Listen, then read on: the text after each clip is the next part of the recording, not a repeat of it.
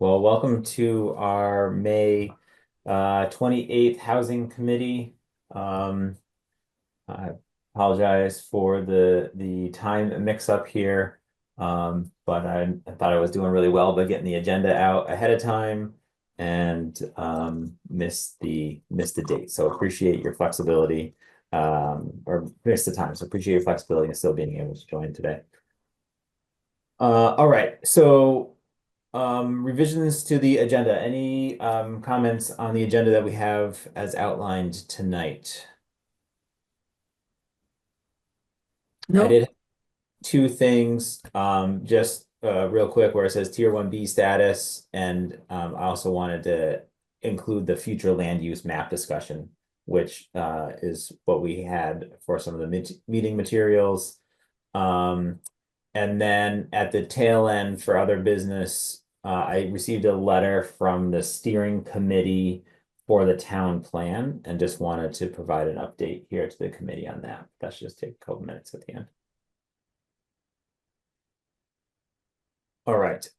So where we left off, oh wait, hold on. May 12th minutes, meeting minutes. Uh, do we have approval for the May 12th meeting minutes? Any changes need to take place? I have no changes. Okay, we will commit them as is. All right, so tier 1B status and future land use. So last week or 2 weeks ago when we met last, we talked a lot about the future land use and tier 1B status. Out of that meeting, we had an action item that Andrew took on, and thank you, Andrew, to write two letters to both I guess the planning commission and select board around our recommendations for some changes to the future land use and our tier 1B status.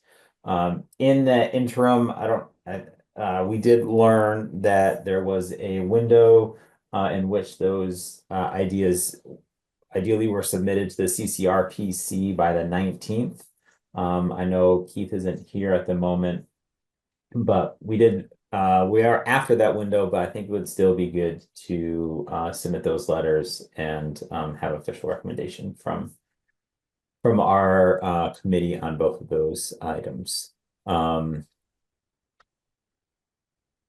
Andrew, are you there? Are you able to maybe walk us through the two letters that you wrote around the future land use and tier 1B status? Yeah, it's really just a revision of everything that we mapped out before. I'm trying to pull up. Which one would you like me to start with? Let's start with the future land use. Okay. Sorry, I'm working also off a phone. So bear with me while I pull up the file.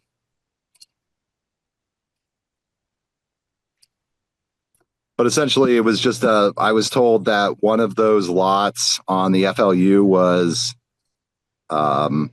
aggressively preserved as open space, and it wasn't going to be considered. So I omitted anything there, which was the lot near Sadler Meadow.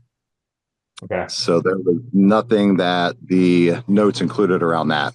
But essentially tried to give them a broad picture, the two specific parcels we discussed, and also just the general, like why, which really was about not focusing growth in rural areas where we just can't support it.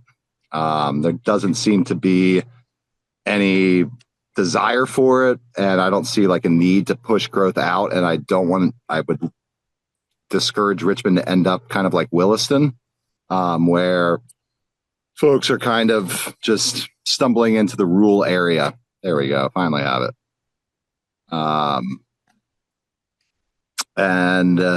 Sorry, I truly apologize. FLU. Not to worry. Started with GovPec and just the concept of kind of piggybacking off of other areas that are already targeted for potential future growth. And then Far Farm, because it's close to utilities, there is water sewer right there. I understand they don't want to do anything with the lot. Someday they might. And if there was different zoning there, they might be encouraged to reconsider their options. The broader considerations basically was, places suited for public services, transportation, no fragmented development. Was this provided to everyone? Does anybody have any questions or any thoughts around what we talked about last time, and if this all seems to be in line with that? I think it thought it was was aligned. I don't know. Any other questions or feedback or changes? I really think they just need to focus on infill housing in the short and midterm. And then, like, if I use my own personal experience, I just closed on a lot or a house on Browns Court. And that's the house with the big backyard, which is perfect for infill. And there's 2 adjoining lots behind it that would be great to run a line straight down the back of our property and then have a corridor where it's about an acre almost that would be perfect for infill. And that's what I've been talking about, redevelopment of lots over time, where savvy investors will identify, okay, if I buy these 4 properties over the course of 15 years, eventually there's going to be a great opportunity. So I would encourage Richmond to paint the picture that, yes, we know this won't happen tomorrow. I do think that the select board and or DRB or whomever else will be spooked by, as we roll into our conversation in tier 1B, because there's a lot of just chatter about, oh my God, there's going to be, a 60-foot tall building. There's nowhere where it can realistically occur. It's going to be way down the road. So it's really just about positioning for future growth, not necessarily trying to accomplish everything that the Regional Planning Commission is looking for in the next 5 years. Do it over through 2050 or whenever their vision is. And I think that would be kind of what we painted would be the best approach for that. I thought it was what we talked about. It was also really succinct and well stated, and I liked all the use of your bolding and stuff like that to help people pay attention, plus the broader considerations.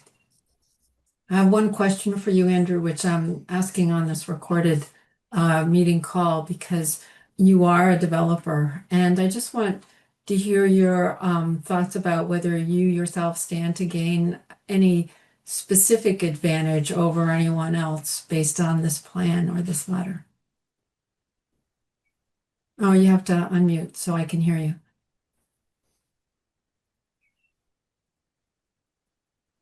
I asked Yes. both Keith and Mark those questions and Virginia, and they said no, because I wouldn't have any other opinion any other different way. So whether my pursuit of my own business is not tied to any impact here, it's really not about rezoning anything. I don't own Far Farm. The property that I'm purchasing is already identified as infill housing. So it's already kind of in the old zoning and the old plan of what Richmond had.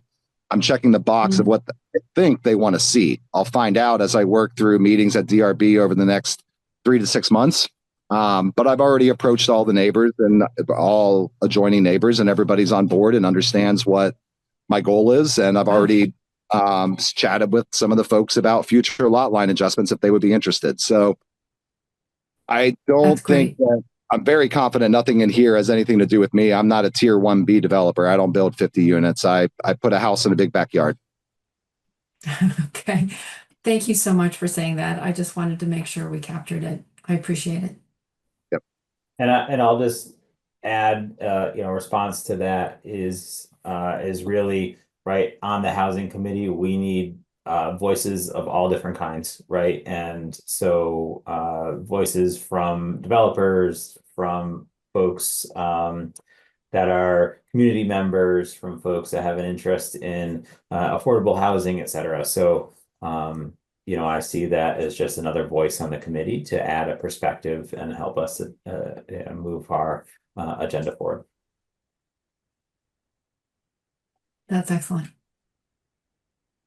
Perfect. Okay, so on the future land use letter, I'll follow up with Keith as the next steps. But if we're all good with the letter coming from this committee, then I'll work to forward that on.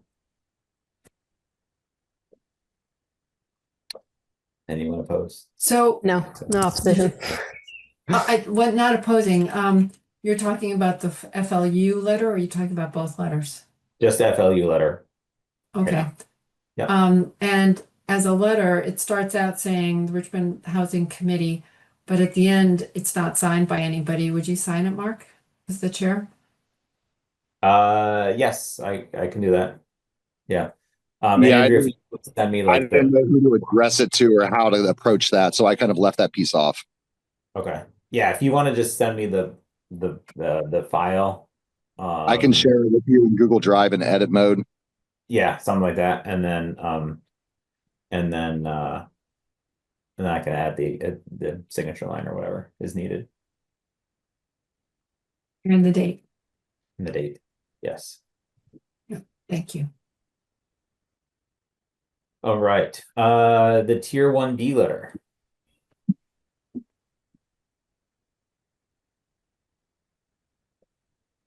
So I alluded to some of those details really about Tier 1B. That's going to be a very hot button topic, I'm sure, throughout every Vermont community as they consider what they should do with this, if anything. And I am not I'm not privy to like the DRB process and what they have in place. And that's been a common theme that I've seen in other communities, as they're concerned that their own town government or committees or boards don't have the tools in place to manage a project of this scope or size. And again, I don't see a single lot, like looking at an aerial map over Richmond, of anywhere where any of this is reasonable today. So I think it's an opportunity that if we miss this opportunity, 15 or 20 years, we might regret it. So that's really one of the primary reasons why I think it's important to act now with this window leading up to the expiration of the temporary status for Tier 1B, and recognizing that it's going to be decades until probably anything actually even plays out. So I'm an advocate for it, especially it's really applying to public utilities. It's not going to put any pressure on our water, sewer district or system. There's plenty of infrastructure there. So it's a matter of where's the space to do it. And right now it doesn't exist, but in the future it could. So that's where I thought that the approach with, it's like a 50-year housing horizon, not necessarily a 5-year easy fix. And again, we're going to run into a period in the next 30 to 50 years where our housing stock is ready to be torn down. It's an old infrastructure built in the 1880s to 1910s. So that infrastructure is going to crumble sooner or later. And if we don't have the zoning in place to kind of rebuild the town center the way that planners want, I think that we would end up kind of stuck in a rut and not able to, because a lot of those lots there are along Main Street are 8, 10, 12, 15 units, just really poorly constructed, where they've been added on like piecemeal over time. Whereas a strategic approach would be to simply map out, like we've talked about, and have the zoning there, even though it can't be used. And eventually there'll be an opportunity that presents itself where it can. I have a question for you, Andrew. When did you have a chance to look at the letter that Keith O'Born sent? That was the Planning Commission's statement regarding Tier 1B. I don't know that I did. I may have missed that if I received it. It was recent. The date of the letter is May 19th. It's not that old. And essentially recommends not opting in to Tier 1B, and then provides, here are the reasons to opt in and here are the reasons not to opt in. And in conclusion, I think mostly that as you were just saying, it's a lot of work and the town isn't ready for this, so don't do it. Mark, would you say that differently, or No, do you I have would a different agree opinion about that? on that Okay. assessment. Yeah. So I just wondered if the letter, I mean, strategically, you could do this two ways. You could try to respond to the letter since Keith sent it to us, or you could completely ignore it and say, here's our opinion, and let the select board duke it out. So I just was thinking that we should at least consider that. Can I just clarify, Connie, where the letter was? That an email to us? It was among many. So Yeah, and I think that was my mistake. I looked at the letter. I think he just sent it to you and I, Connie. oh. Well, I do believe it's online somewhere. Okay. Maybe I was trying to find the planning commission. Yeah. Let me send it to the two of you. Am I allowed to do that? I'm like, I would only if I say could send it to you one at a time. yes, because it's already a public letter. Okay. It's already been posted on the Yeah, site. I could. That's me joining on another device, just so you know, Mark. Okay. Or Duncan, whoever is there. Oh, Connie, maybe you need to let Andrew in. Oh, let Andrew in again. Yes. There you go. Thank you. Sorry, I'm working on an email. Like, I'm gonna get there. I'll just have to bear with me. I'm in. Yeah. There. Yeah. Whoa, too. There you go. Much better.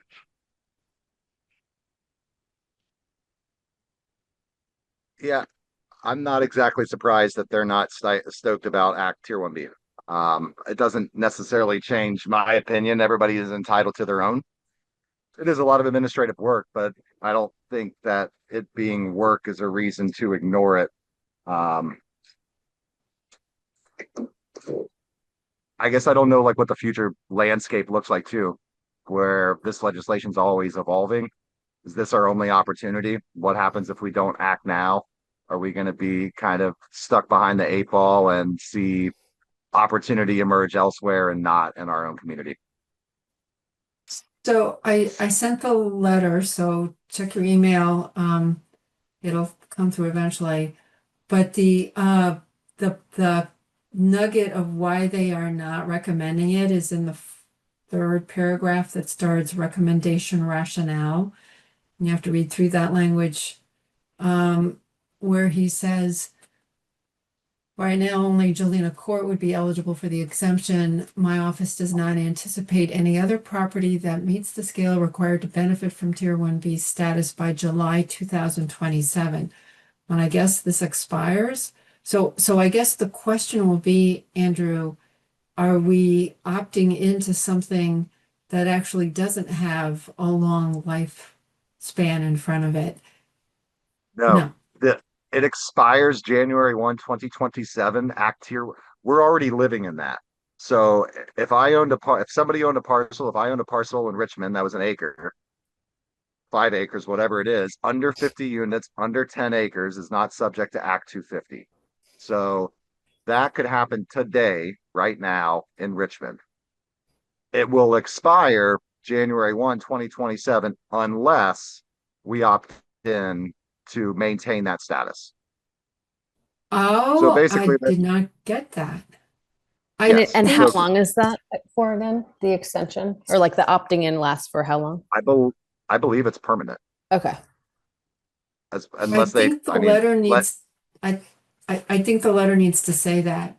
I mean, if I were a select board member, I'd be looking at one letter and looking at the other letter going, these are in disagreement with each other. I would try to respond at least to the piece that the planning commission has hung their rationale on. Yeah, and it makes sense. There's nothing there that it applies to. And that's the very reason why they should enact it. I guess it's kind of the devil's advocate because there's very little risk. It gives them 15 years to build the infrastructure and to build the zoning and put the bodies in place to recognize that it will be needed someday. Okay. Andrew, but I haven't read that. I haven't read Sorry. that letter yet. I'm trying to pour through it, but go ahead. I just wondered, you had mentioned that part of the argument that you heard in other jurisdictions was, you know, the concern that they simply don't have the staff to review the applications. Do you know what the response has been in other jurisdictions about like how to fund that? I mean, I completely understand and agree with your notion that like a 10-year lead time is probably enough time to, you know, generate some money in order to create the position and or, you know, find some money. But I'm just wondering if you've heard sort of other people's responses to that. No, because I think it's due in a week or two. Okay, yeah. I think the biggest concern is engineering and like how a town will be able to analyze a proposal from an engineering perspective. Right. And do they have the bandwidth to hire third-party vendors and or do they have somebody local who wants to serve the town that is an engineer that wouldn't cost an arm and a leg? So Yeah. it's likely we're missing the right people, not necessarily the right dollars. Gotcha. Which I think Keith notes here. I think it says something about engineering in here about Yeah, I think a cost con is like cost of attorney and review. engineers. Yeah. Of course, who wants to deal with an attorney? Yeah. Yeah, and I Attorneys, of course. mean, it's the opt out, complete local administrative control. Some may consider this a pro. Reduce permitting costs, faster housing starts, complete local administrative control, ability to access grants, programs associated with new land use. That's an interesting piece that I was not aware of. If you opt in, you have the ability to access grants and programs associated with the new land use categories. So we're leaving money on the table by not opting in.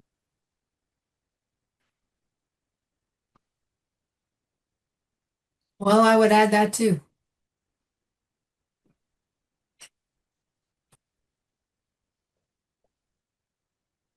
And then I had a question around your use of the term village.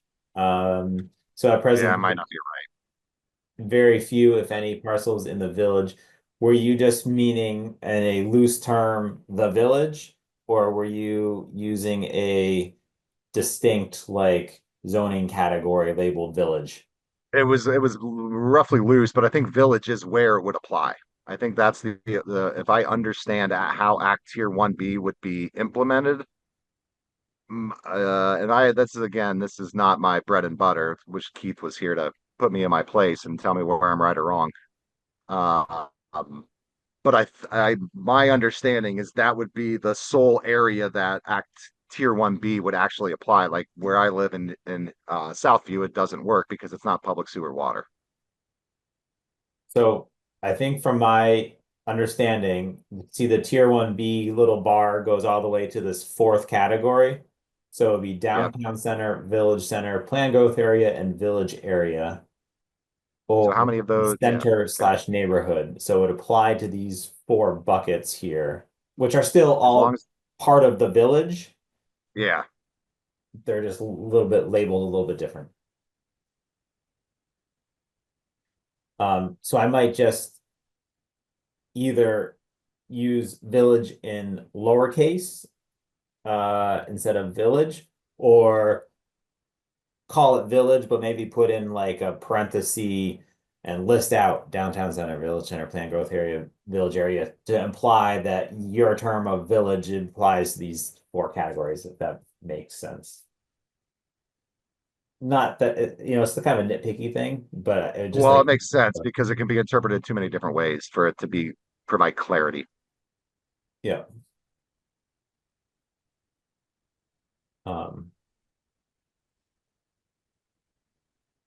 Okay, so I think it was just those. Any other feedback on the tier 1B letter? I mean, I'm still in favor, obviously, of asking for the exemption, in general. I'm in favor too. But it would be helpful to add some of the language about that responds to what the planning commission said. If you can, Andrew, I don't mean to give you yet one more thing to do. So it depends on whether or not that's really valuable, but it seems like it would be good to respond to the rationale that's in the letter that says don't. Yeah, I Okay. can look through that and provide some bullet points that can act a counterpoint or a devil's advocate to some of those components. Yeah, I think it Yeah. was just specifically those two items around the July 2027 expiration and what that really means. And then leaving money on the table. I think that those were the two items specifically. Yeah, and I'll have to find out more information about what I wasn't aware that there were specific grants that one might be eligible for if you were in a tier 1B. So I'll have to do some research on what he's referencing there, that you kind of lose the pro component of the opt-in to access grants and programs. There must be something that the state is saying, hey, if you do this, there'll be some sort of financial benefit, or you're eligible for certain financial grants. So Andrew's going to look into it, make some changes. Can we continue to move this along just by sharing it electronically and saying, yep, that's what we discussed, we're good? Like, we're not trying to, unless someone says, no, we need to discuss it some more. If we're all good with it, then we could share it by email and keep this process going. Does that work? Why don't you, Andrew, share that with me and I will work with Keith and or Duncan, etc. to make sure we're all in line with our open meeting laws. But yeah, I think we need to get this sent sooner rather than later, right? Yes, Yeah, I can that have it was my I thought can have it too. For our completed. next meeting. Yeah, I can have it done by Friday, end of day. Great. Yeah, they're great. I think both are great. They're really easy to read, and I think they make a compelling Yeah, argument. overall, I think you did a great job. Thank you. Thanks for doing that. Mark P. Hall, gmail.com, correct? Yes, that's it. Yeah, there you go. You have to There's remember the one. P. That's important. Yes. Mark Hall was taken. Oh, yeah. All right. Anything else on those letters? We're good to move on. Good to move on. And Okay. thank you, Andrew, for doing all that work. So on the strategic housing plan, there's nothing that has been adjusted since last time. I have sent, what was that? Sorry. I just realized I wasn't ready to move on. I'm so sorry. Oh, sorry. I Okay. had one quick question just about logistics of, so I understand that you're going to work with Keith at all. And then will there be a presentation before the select board I am of that, not or? sure what that looks like. Okay. Keep us I posted. would, Andrew, if you're available, I would nominate you to help speak to them because I think you are maybe more intelligently able to speak to the letters. Depending on if we need to have a few minutes at the select board to do that. When does the select board meet? They meet on the first and third Monday of the month. Their agenda is crowded, but there's always room for one more, especially if you convince Josh that it's short. And the best way to do it, I've found, is to ask Jay Furr, who is the chair of the board right now, and I can give you his email address if you would like it.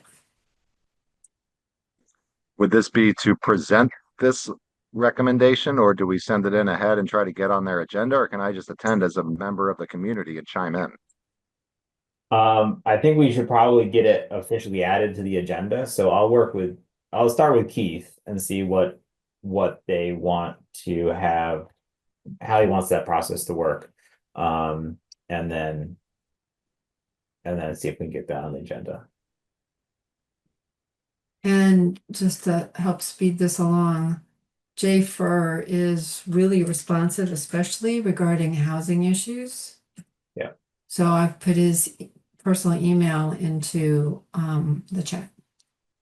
If you can grab that, you can, when you're ready, you can go directly to him. It works through Josh too, but Josh has to take it to Jay, and if you take it to Jay, he'll say, oh, okay, and talk to Josh about it.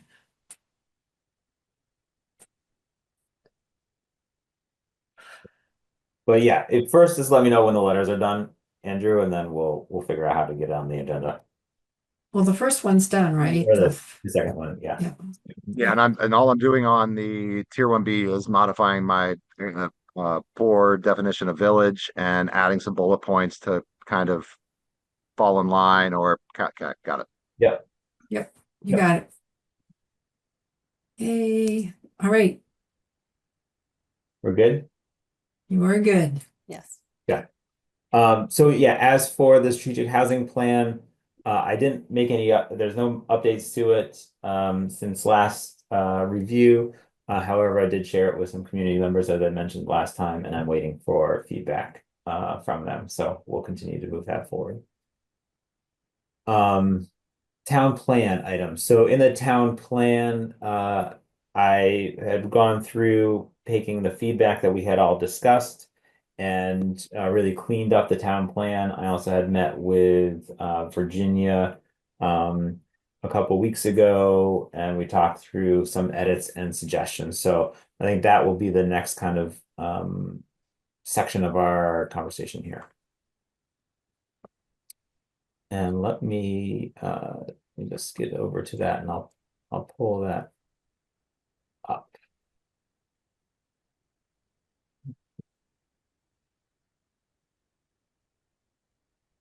So I don't know if folks had a chance to take a look at that ahead of the meeting. Yep. But I will see draft town plan having committee. I'm just going to share my screen.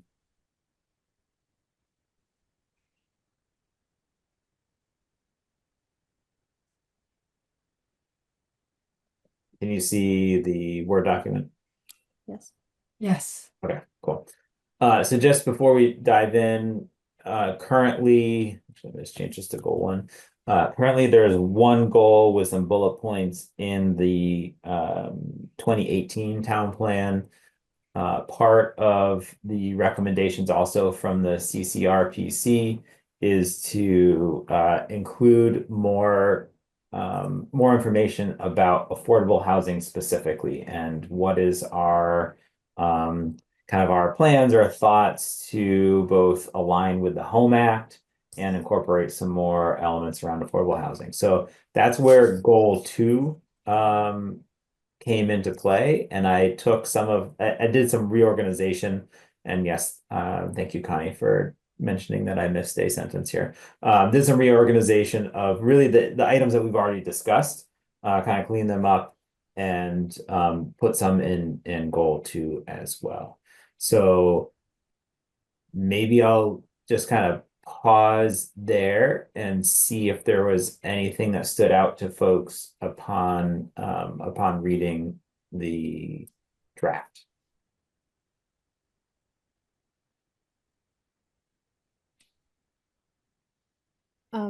I think one thing that stood out to me is it's my recollection that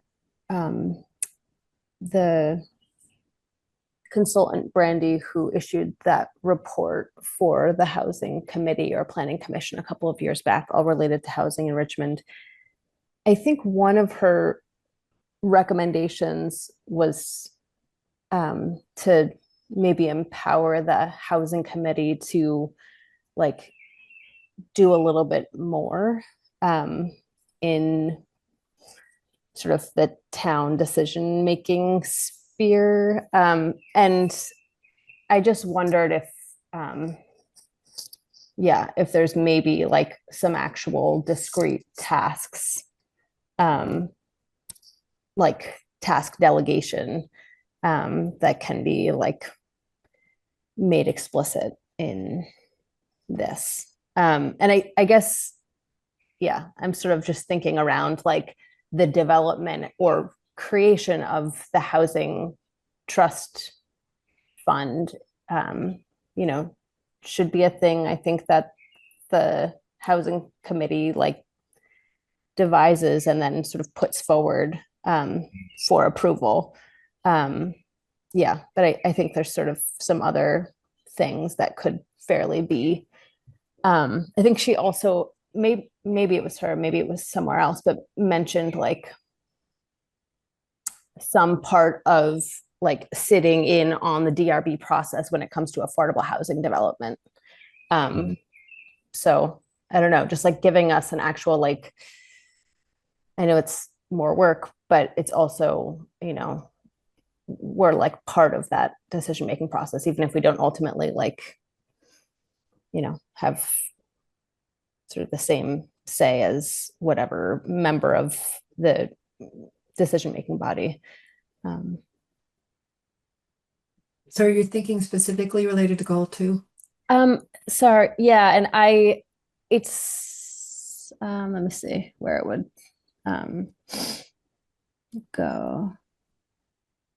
I think in goal 1 it talks about like continuing to support the growth and mission of the housing. So I think just like a little bit more like, let's give the housing committee some like Something real to do. concrete tasks. Yeah, like let the housing committee like give you a model policy on like the housing. I mean, before our last meeting, I was thinking like, I think it would be a good thing for us to develop a model inclusionary zoning policy and put forward, or the housing trust fund, like develop a policy and submit it to whoever, select board or planning commission or whoever. And maybe what? Yeah, no, go ahead. No, maybe that's, again, I'm not clear on whether this is sort of too in the weeds, but even if it is, I think there's like some language that can sort of be a little bit more active around, not just supporting the housing committee, but like empowering the housing committee or whatever. So I guess how I see what I've witnessed so far around housing in Richmond, or at least some of our interactions with like the select board, and even the planning commission is that affordable housing is not necessarily something that they are taking the initiative up on their own. And when we've gone in front of the select board in the past, they said, well, come back to us with recommendations, right? So I think that how I see it is more so, as the housing committee, we take and kind of define ourselves how we want to operate within obviously the bounds of statute within Richmond. But if we want to take it upon ourselves to devise a plan to create a housing fund, then let's do that versus waiting for someone to tell us to do that, I suppose, because I don't feel like anyone's going to tell us to do that. And so that's really the genesis of like the strategic housing plan, was to say, hey, here are the things that we want to do. And I feel like once that is finalized and presented, it's like, these are the things we're working on. Let us know if this is not what we should be working on. But it's like, Yeah. we're gonna do this otherwise. Yeah, I guess I just didn't know if it needed to be like codified a little bit more explicitly somewhere, especially if this is like an 8-year long plan and we're sort of stuck with it. Like, I mean, I'll obviously defer to you if you don't think making that explicit is necessary because you think we already have the authority, then great. But I mean, I guess it's untested authority, right? We haven't been told no yet. So, but also like maybe we haven't wanted them to, adopt a policy that we worked really hard drafting or, researching and drafting. But yeah, I mean, that's my comment for what it's worth. So I'm happy to adjust that. And I'm happy to add words like empower in there or whatnot to that line. Because ultimately, right, like we're also writing this, and this town plan has to get voted in. Right. And if people, I mean, and that would also be the approval, right, that, or what am I saying, like the go ahead or the okay to move forward with some of these ideas because it's in our town plan now, right? Right, And right. it's voted on by the city. Right. Yeah. And Yeah, and you or know, maybe I'll- I guess sorry, one of the things that I had just as a new member was like just trying to figure out is like we're giving this strategic plan, but I don't think it's referenced in the town plan. And to me, I would just want to know that this thing that we're doing all this work on again is like something they like should consider, like Yeah. more than should, like they, it's part of what we said. So I guess, I mean, I think that the idea is we would be submitting the strategic plan probably, before the town plan even gets passed. But I think, yeah, I guess I just like want a little bit of authority to be granted. And yeah. Mark, would you consider putting in a clause that says develop and work towards select board, no, sorry, housing committee strategic plan to be presented to and supported by the select board, something like that? I mean, the select board did ask us to do it, so let's put it in our town plan and make it a responsibility. and their strategic recommendations,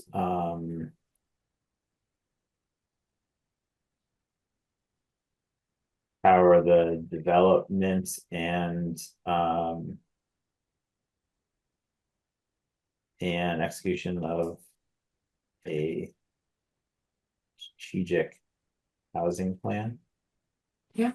Something like that. Yep. It's also nice to be able to say, oh, we did that one. It's like, now let's make it so.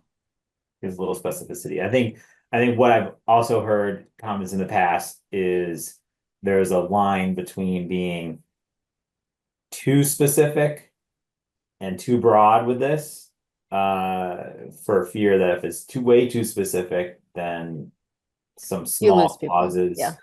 could just totally Yeah, throw yeah. the whole town plan.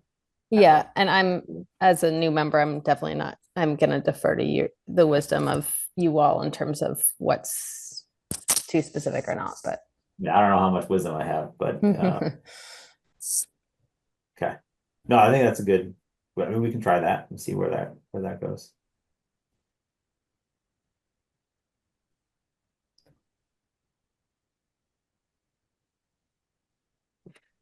Like for the streamlining development review process, and creating clearer guidelines, like I left that one fairly broad just because again, like it needs to be a clear guidelines and but not being too prescriptive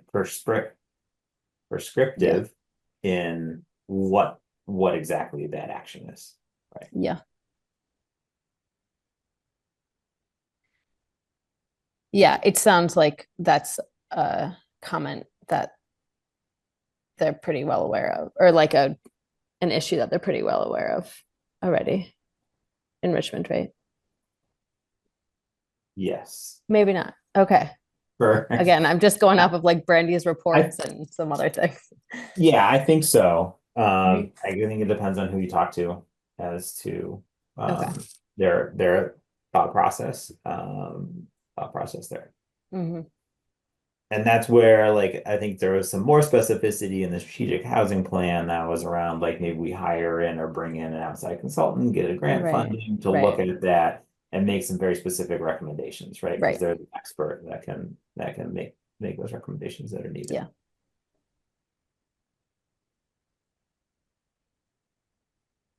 Okay.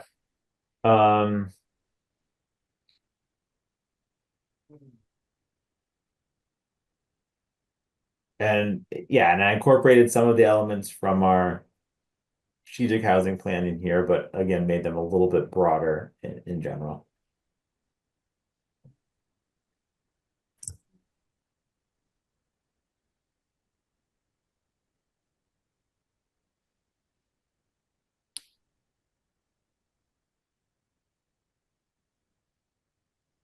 So I definitely don't have, I mean, I love this number two. It also, and I'm glad that, there's like a hospitable attitude towards the mobile home park, but it also is just like the law to not bar. If there were like sort of any hostility towards the mobile home park, that would just be illegal. So I don't know. I guess I just wondered if there's like a little bit more like more, to me, this is just basically like we're complying with the law and we should keep doing that. I think part of But it might have to do with the various conversations about the connecting through the path and through water sewer connections. Is that at all what you're alluding to here, Mark, with continued support? Because there's been just long drawn out tension, I think, kind of feeling left out in the dust out there. And I okay. think the park owner probably has some ideas and goals that maybe they don't think Richmond aligns with, perhaps. I don't know. I think I heard that at a previous meeting, maybe. Yeah, there's, I mean, I guess what I've heard is, and this is kind of through the game of telephone here, is that the owner wanted to like expand their own water sewer infrastructure and not rely on or not really be um in support of extending the line all the way out to the park. And I don't know what the rationale for that was. I mean, I think some of this also though is yes, while complying with the law, I think maybe by putting it in here, right, if there are things that come up to the select board or to the DRB Right, around the right. mobile home park, it's providing the direction that, hey, we should vote in favor of Yeah, further yeah. development of that park, Okay. right? So it's like the local like reaffirmation of that. Yeah, and that the community supports that, right? Yeah. Okay. And Supports them. So it is hard because there's like no like specific action item out of that, and I struggle with that a little bit too. right. Well, I mean, I feel like it's starting to be like the open dialogue with residents and park owners, and I mean, I know, yeah. I just wonder if there's anything more actiony, like empower the housing committee to develop a dialogue with the residents and park owners. I don't know. I mean, Yeah. and Well, maybe not, because maybe, you have no idea what your membership is going to be like in 4 years. And yeah. um, I mean, I'm not opposed to saying that. I think some things that like um that we have talked about in the past has been around like doing outreach, and the committee just hasn't had necessarily the bandwidth or it hasn't been a high enough priority to do that. But the mobile home park could definitely be one of those partners that we continue to outreach or nurture Mhm. in terms of affordable housing. I think maybe we just don't know what our structure is yet to Right. offer support in that outreach, but maybe Mhm. mostly just listening, right? Yeah. Hearing their perspectives are, what their desires are, right? Mhm.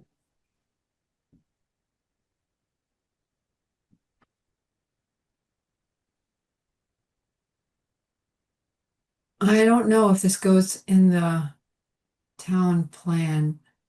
There's a recent article in 7 Days about the unrelenting housing crisis and the co-ops, community partnerships, tiny homes, living arrangements uh, that are grassroots based, designed by community members for community members, and they don't necessarily solve problems, but to the degree that the pressure's on everyone to find housing these days, if it's for family members or for yourself or for helping friends or there's just helping seniors find the right place. They can't afford, this is an old issue that we've had or a story that we've had about I can't afford to sell my house because I can't move to a place that's better for me and safer for me. Um, that there's some reason to think that community conversations might help in two ways. One is add knowledge to the community about what the limitations are.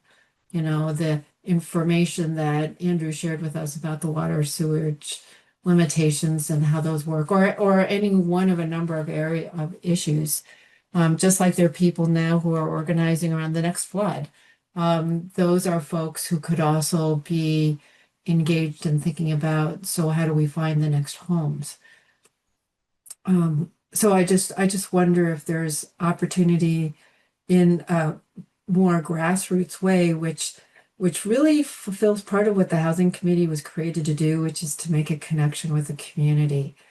And we have things like support and work within support and create a climate, but how we do that has a lot to do with inviting people to the conversation and making it easy to join and having interesting things to talk about.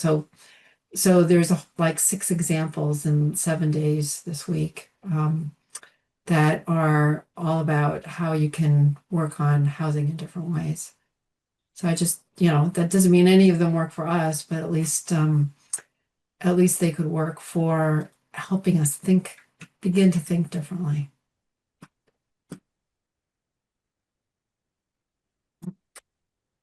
Do you see I'd be that interested. being folded into the town plan at all? The town plan? Well, as you said, Mark, it's good to have elbow room in the town plan. It's a, time dependent plan and what were you supposed to get done in that time. But when I look at those words, what I'm thinking of is the kind of thing that I just posted in the chat, that there are specific things that potentially we could do if people were aware of them and built community support for them. But I don't know if that necessarily goes under the town plan.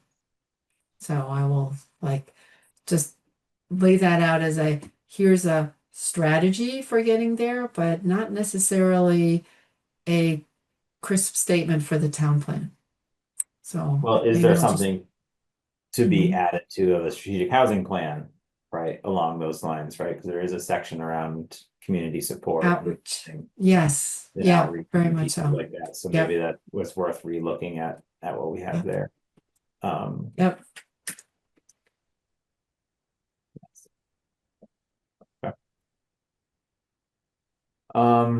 Any other thoughts, questions about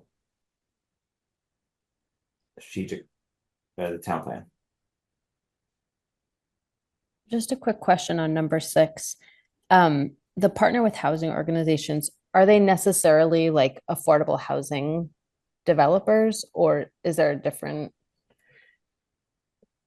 I mean, I'm fine with just keeping it as like organizations that do housing, but are we specifically trying to say, let's try to partner with some of the folks who are actually doing like the development of permanently affordable? Versus other types of organizations? Like, do you think that's too specific, or do you No, think? I guess, are we just trying to say like, let partner with folks who do affordable housing, or Yes. more broadly? I mean, the examples you give to me are like the affordable housing developers. I just wasn't sure if, because it just says partner with housing organizations and then gives a list that's Such as. not it's non-exhaustive. I just didn't know if it was sort of, we want in the town plan this to be like about affordable housing, or if it's broader than that. It could be broader. I have struggled with being like how specific do we want to Yeah. be? Like potentially one of those organizations might not be around in like, in 8 years' time, right? Yeah. And uh But is there like a type of organization or not necessarily? It's just like anyone who does housing. They're nonprofits. Okay. They only can make it work because they're not for profit. Okay. Unfortunately, a developer can't make it work. So Okay. if we don't opt into tier 1B, you will not see a development in Richmond that a paid for developer puts out that has affordable housing. It Right. just Right. won't likely happen. Yeah.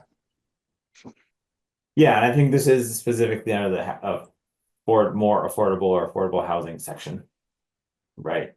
Okay, it is. Okay. Of the Sorry. goal, right?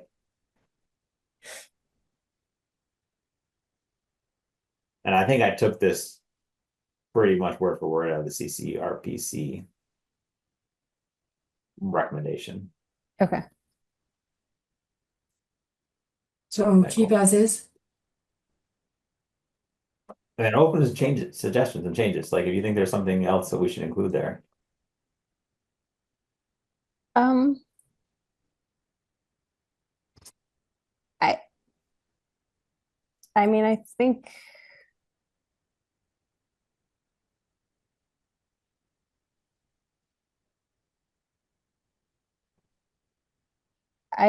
if the intent is to partner with nonprofit housing organizations that do affordable housing, I think yeah, I think if that's the intent, we should say it. I think if, And so yeah, specifically, you're saying specifically call out partner with nonprofit. yeah, or whatever the designation is, that it's a little bit more specific. Nonprofit affordable housing developers.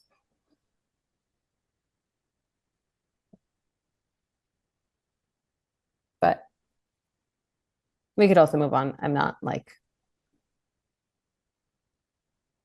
Hey, you're a member of this committee too. You're welcome to. yeah, but I'm just gonna Go like here. say my comment and you can do with it what you will. Like that's my thought. I think if we're trying to say something, we can say it. But I guess yeah, if you think there's a reason not to be so specific, again, I can defer to that. Okay. All right. Well, from here, I guess it leads into one of the additional agenda items.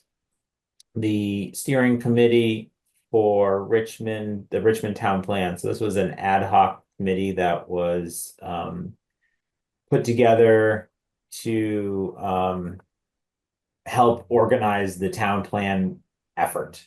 And you might have seen there was, I think I briefly saw there was like a survey that went out on Front Porch Forum with different aspects of the town plan.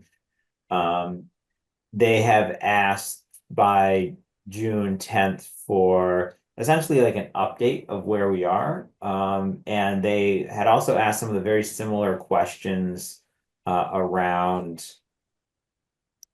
that were already asked back in January by Virginia. So like what of the 2018 plan have you has been accomplished? What do you think is still relevant? What do you not think is relevant, etc. So I was going to respond back with our draft here and include that to the Richmond Steering Committee if we're good with that.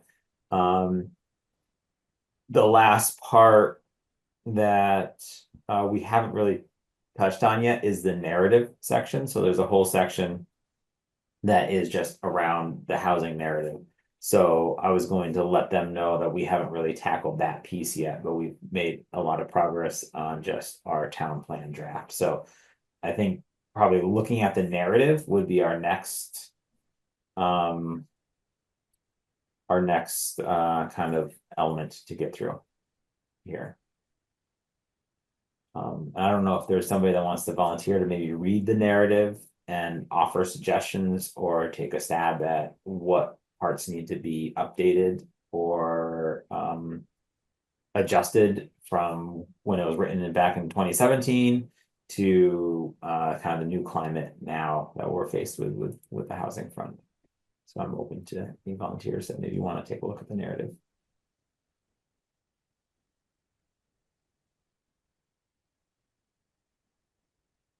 And everybody jump at once.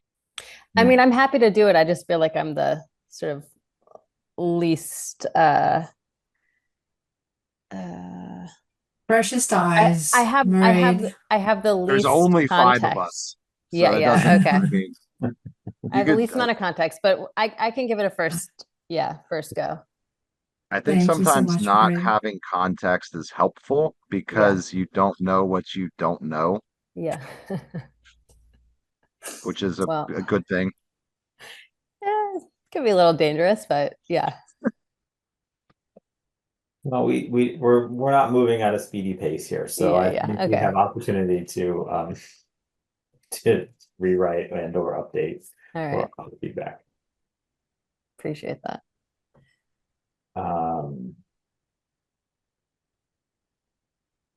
So are we good with me sending that information to the Richmond steering committee for the town plan? Both the draft that we have currently and the basically update that we'll have an update to the narrative piece coming. Yes.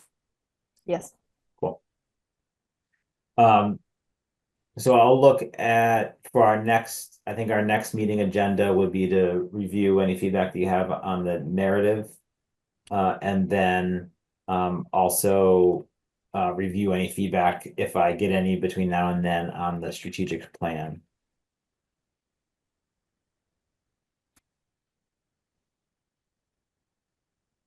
So if we haven't sent you actual comments on the strategic plan, we should do that before the next meeting. If there are any additional comments, yeah, Okay. send them along. I will. I did also send the draft to Oh, you some meant here right. locally. Okay. So I haven't heard back from them yet. But I will plan on reviewing any of that feedback that we get from them as well.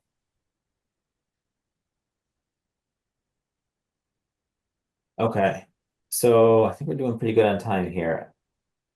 I think the last item that we have on the agenda is to discuss a new meeting time. Are we ready to move on to that, or is there anything else that we need? Sounds good to me. Okay, so this is to well, we're meeting tonight at 7:30. We typically meet on the third Wednesday of the month at 5:30. But that has posed conflict for some folks as schedules have changed and members have joined. So I guess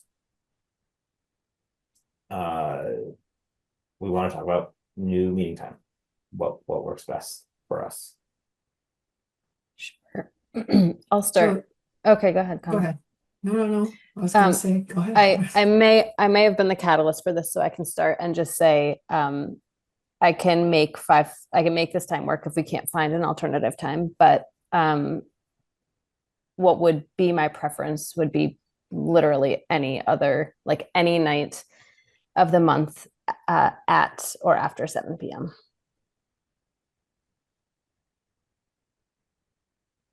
How does Okay. that work with you? The Go ahead, third Mark. Wednesday still works. It would just be Yeah, after yeah. 7:30. Yeah, it's Got just it. the time. Okay, yeah, just the time. Okay. Connie? I now have Wednesday meetings, but I think they are the first and second of the month. First and third of the month. So the first and third of the month. Yes, I can no longer do first and third Wednesday or third Wednesdays. Yeah, at 7 or later. I have a commitment now.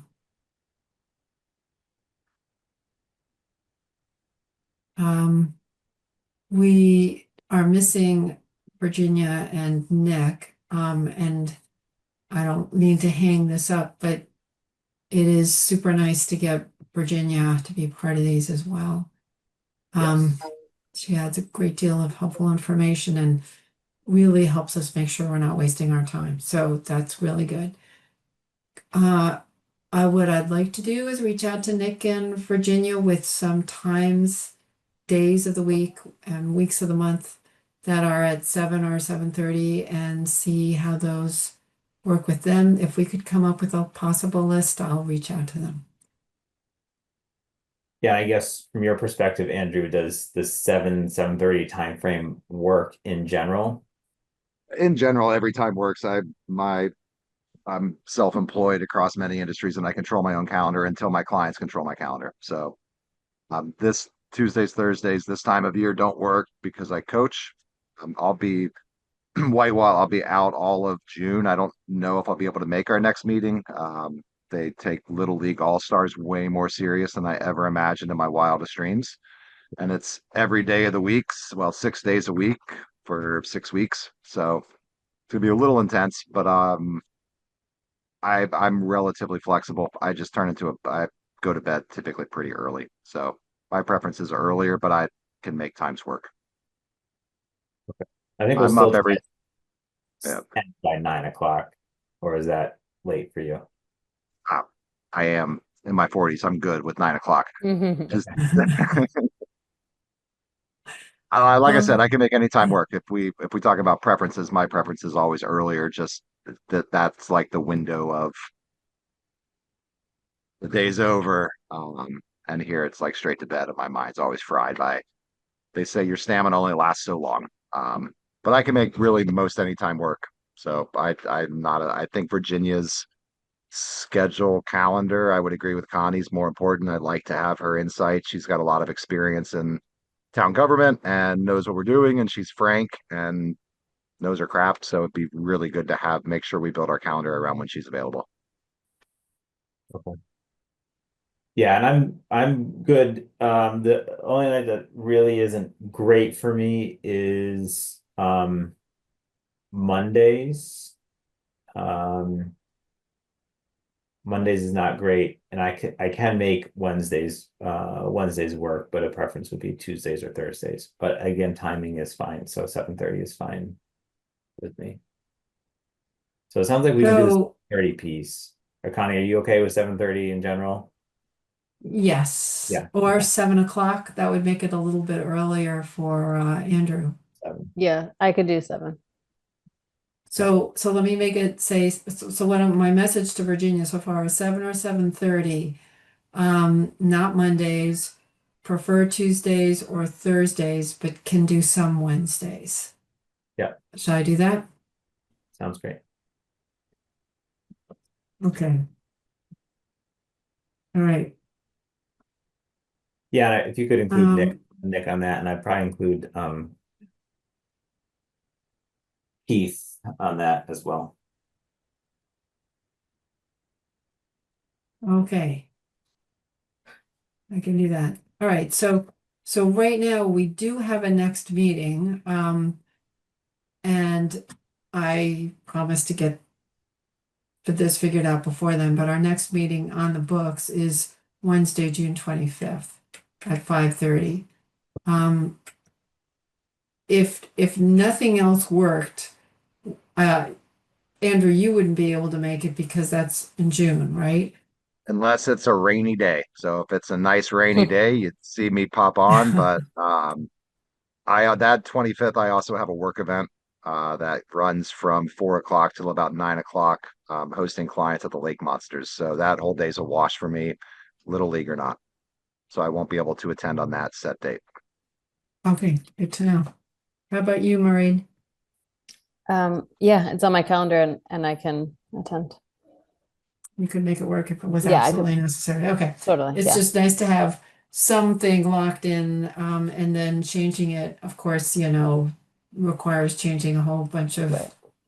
town things, but that's what we can do in order to say our committee can meet. All right, I'll send out that request tonight, but and I hope to have something back from everybody and it figured out in a week. So, um, promise to get back to you. Okay. And our proposed agenda so far is the town plan, the housing narrative, and feedback on the strategic housing plan. Is that right, Mark? Town plan, housing narrative, yeah, feedback on, yep. Okay. Anything else? I think we're good. Alrighty, time to adjourn? Not yet? Adjourn. I think we're good. Thank you all. Have a great night. All right. Thank you. Have a great night. Good night, everybody.